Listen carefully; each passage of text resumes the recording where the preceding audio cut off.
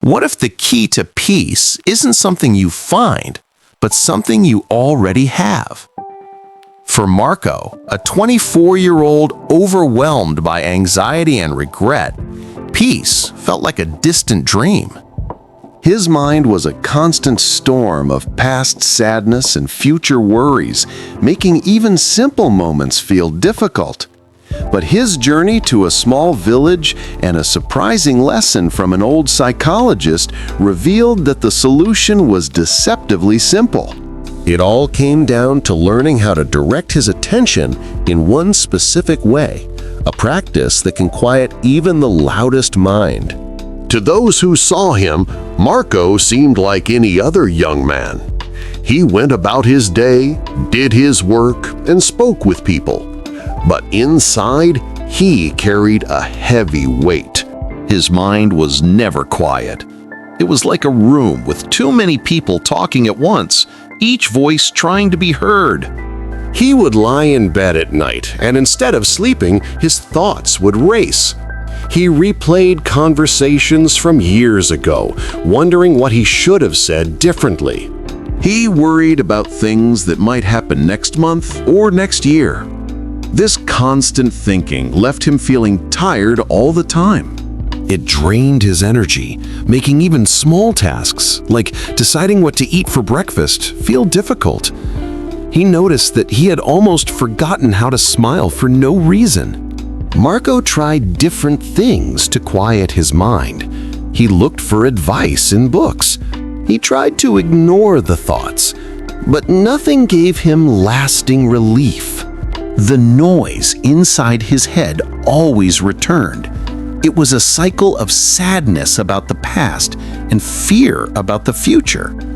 He felt stuck, watching his days pass by without any sense of peace. One afternoon, a friend mentioned an old man who lived in a quiet village far from the city. This man was once a psychologist, but he had left his practice many years ago. People said he had a special way of helping others find calm. They said he taught people how to live peacefully with nature and with their own minds. Marco thought about this for a long time. He felt a small spark of hope. Maybe this man could help him. The journey would not be easy, but the exhaustion from his own thoughts was greater than any fear of the trip. He decided he would go. He packed a small bag and set out the next morning. This decision was the first step. It was Marco admitting that he could not find the answer on his own. He was ready to ask for guidance. He hoped this old man could show him a different way to live, a way that did not involve fighting the storm inside, but learning how to calm it. The road ahead was uncertain, but any chance for peace was worth taking. The journey to the village took Marco up winding paths into green hills. The air felt different here, cleaner and quieter. He arrived expecting to find a clinic or an office, a place that looked like the therapy he knew from the city. Instead, a villager pointed him toward a large tree at the edge of the settlement. Under its branches sat an old man. He was not reading or speaking. He was simply sitting with his eyes closed, his hands resting on his knees. His entire being radiated a stillness that stood in sharp contrast to the turmoil Marco carried inside. Marco approached slowly, not wanting to disturb him. The old man opened his eyes. They were clear and calm. He did not seem surprised to see a stranger. Marco explained why he had come, his words tumbling out with his anxiety. The old man listened without interruption. Later, Marco learned this man had once been a well-known psychologist in the city. He had a successful practice, but he left it all behind. He chose the simplicity of this village over the prestige of his former life. This choice gave his presence a quiet credibility. The setting itself seemed designed for peace. There were no loud traffic sounds, no constant hum of electricity. Instead, there was the rustle of leaves and the distant sound of a stream. The natural quiet of the place began to work on Marco immediately. It was as if the environment itself was the first part of the lesson. The old man's approach became clear quickly. He was not interested in long conversations about Marco's past or his fears. He believed in learning through direct experience, not through talking about problems. This challenged everything Marco expected. He thought wisdom would come from complex explanations. Instead, the old man agreed to help, but on one condition. He would not have a discussion. He would give Marco a simple task to perform.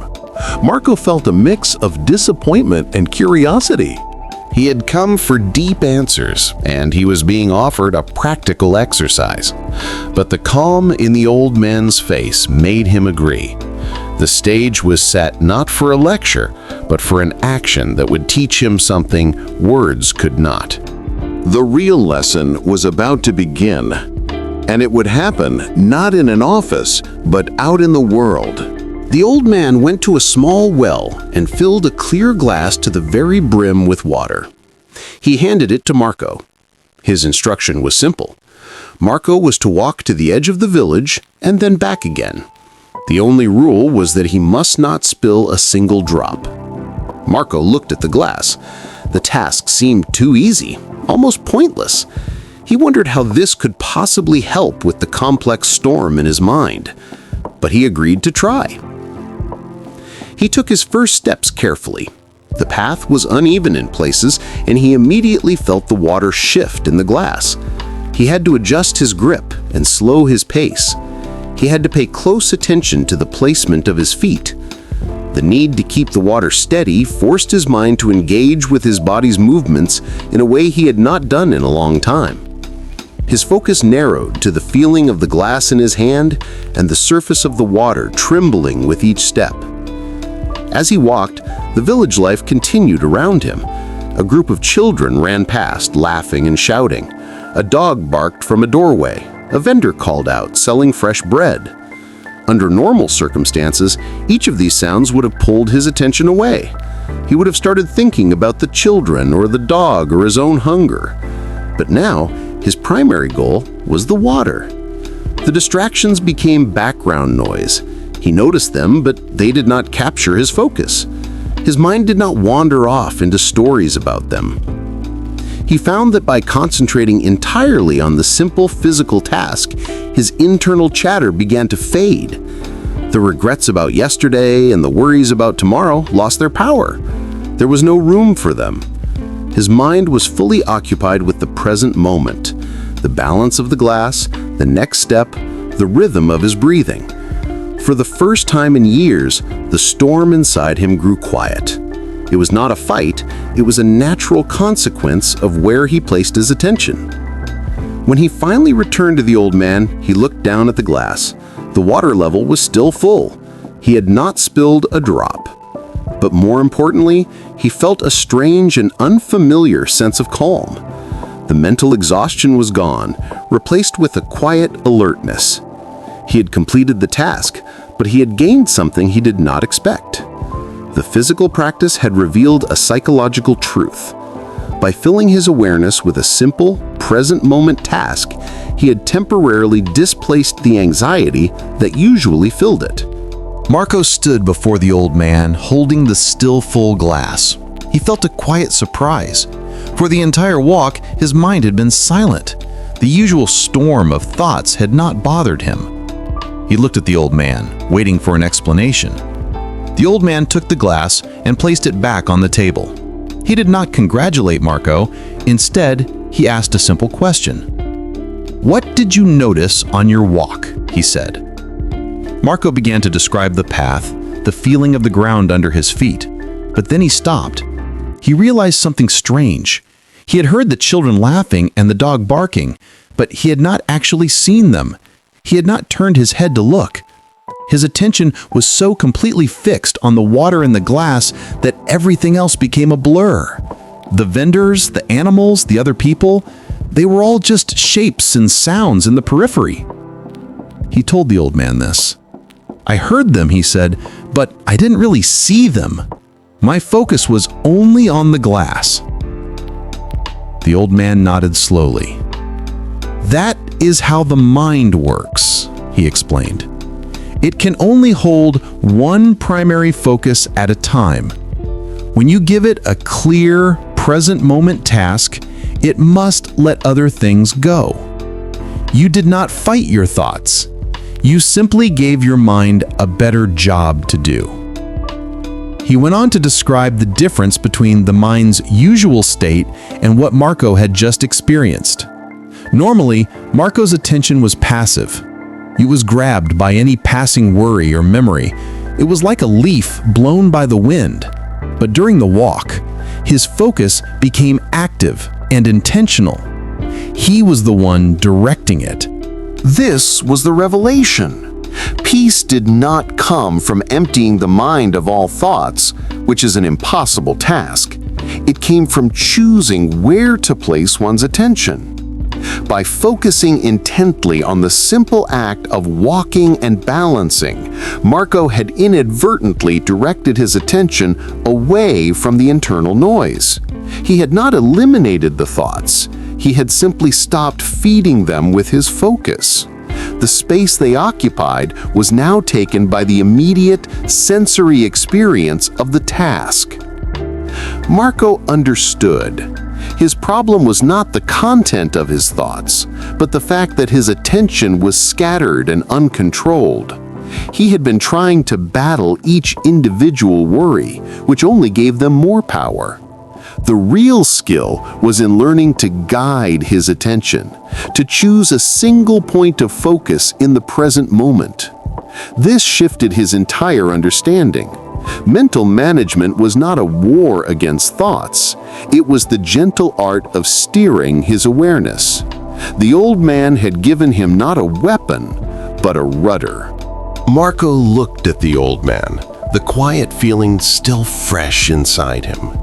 He felt a new worry begin to form.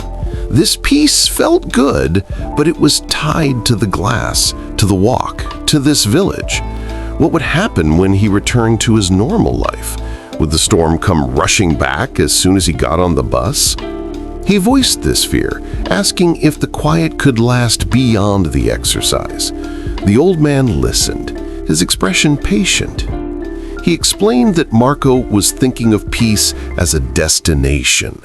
He saw it as a place you finally arrive at after a long search, a finish line you cross. But that is not how it works. Peace is not a distant place to reach. It is a state you can access, like turning on a light in a dark room. The switch is always there on the wall. You do not have to go somewhere else to find it. The switch, he said, is your attention to the present moment. People spend their lives searching for external solutions. They look for a new job, a new city, a new relationship to bring them peace. They believe the answer is out there, but the real resource is already inside. It is the ability to choose where you place your awareness. This is a skill, like learning to play an instrument. You do not expect to play a song perfectly the first time you try. You practice. In the same way, you practice bringing your focus back to the present. You practice noticing the feeling of your feet on the ground, the sound of your breath, the details of the task right in front of you. This reframes everything. Mental peace is no longer a passive state that you hope to stumble upon. It becomes an active discipline, something you do. It is a choice you make moment by moment. The water glass was just one way to practice that choice. The lesson connected a simple physical action to a deep psychological principle in a way Marco could feel in his body, not just understand in his mind. Marco realized that the peace was not created by the village or the old man. It was unlocked by his own focused attention. It was always available, waiting for him to choose it. The teaching was not a temporary fix. It was a sustainable method. He saw that he could manage the clutter in his mind, not by fighting it, but by consistently practicing where he looked. The weight of his anxiety felt lighter because he now had a tool he could use anywhere at any time. It was a tool he already possessed. Marco began his walk back down the hill.